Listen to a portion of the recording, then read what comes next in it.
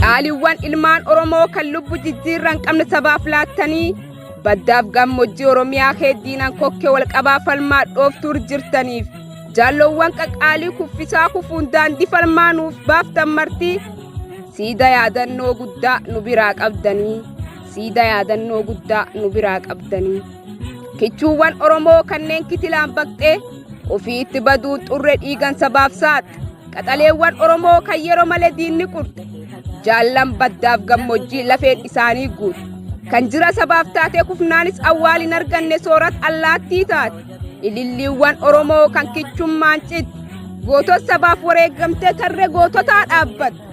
gootot dirqam isaanii dhiigaf lafeen obbaafat warqaaman nu biraa dhabamee nuuf ijaan riqichi jabaa warkumnaanis hin boqonnee keraa isaaniitiin nuuf dhaabbatan waardiyaa war gubatee cinca'ee ifbilisummaa nuuf ta'e war dhiigaf lafee isaaniitiin kaayoo tube armaan gaye urjiiwwan qabsoo sabaa yaa cichitoot haqaa kan gonkuma dagachuun dandeenye yaa ilmaan aayyaa gaafisa yaada jireen keen arraa ilaalee dhaamsaaf gorskeessaniittu akkan kaayoo cichuuf utube na dhaabe ililliiwwan koo qaqqaroo yaa ilmaan aayyoof aabboo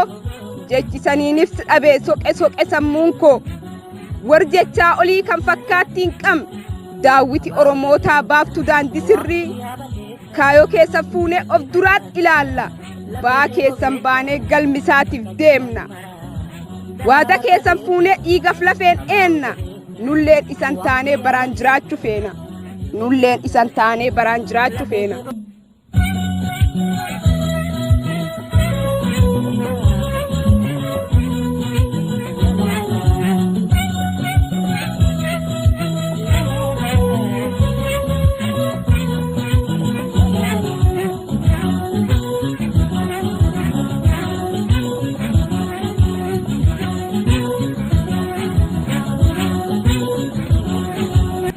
Bu'aa bayii bardheeraa obsaan kee baatanii osoo irraan maqiin kaayoo kale baataniif egadootiin oollee sabaaf taatanii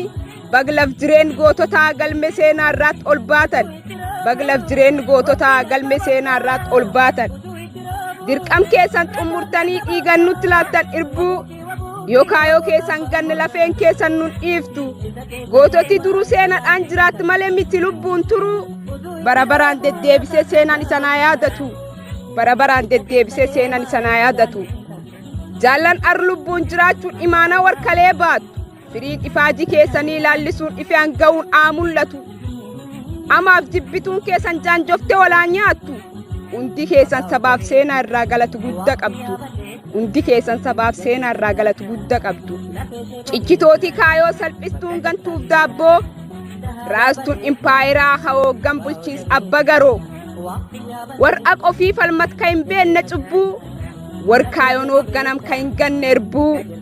of kennuun falmaa cichite saba keetii hin qusanne lubbuu of kennuun falmaatti cichite saba keetii hin qusanne lubbuu. Andugaa dubbatu jireenya isaa boreessee yaa lubbuun wareegee Oromiyaaf dabarsee